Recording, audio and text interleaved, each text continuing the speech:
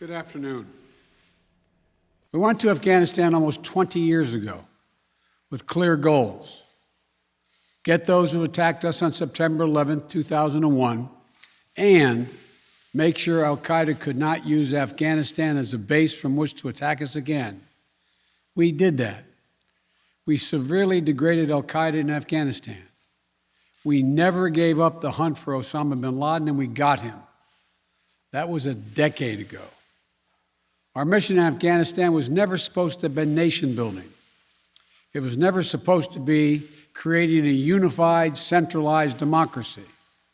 Our only vital national interest in Afghanistan remains today what it has always been: preventing a terrorist attack on America's homeland. I've argued for many years that our mission should be narrowly focused on counterterrorism, not counterinsurgency or nation building. We conduct effective counterterrorism missions against terrorist groups in multiple countries. When I came into office, I inherited a deal that President Trump negotiated with the Taliban. Under his agreement, U.S. forces would be out of Afghanistan by May 1, 2021, just a little over 3 months after I took office. U.S. forces had already drawn down during the Trump administration from roughly 15,500 American forces to 2,500 troops in country. And the Taliban was at its strongest militarily since 2001.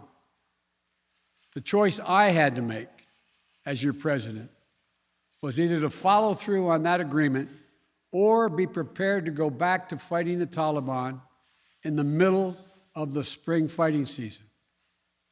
There would have been no ceasefire after May 1. There was no agreement protecting our forces after May 1. There was no status quo of stability without American casualties after May 1.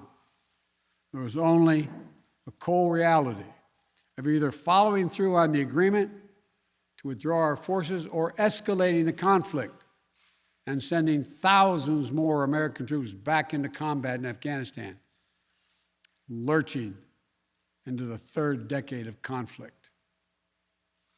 I stand squarely behind my decision. After 20 years, I've learned the hard way that there was never a good time to withdraw U.S. forces. That's why we're still there. We were clear-eyed about the risks.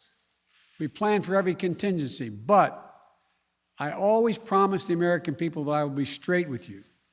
The truth is, this did unfold more quickly than we had anticipated. So what's happened? Afghanistan political leaders gave up and fled the country. The Afghan military collapsed, sometime without trying to fight. If anything, the developments of the past week reinforced that ending U.S. military involvement in Afghanistan now was the right decision.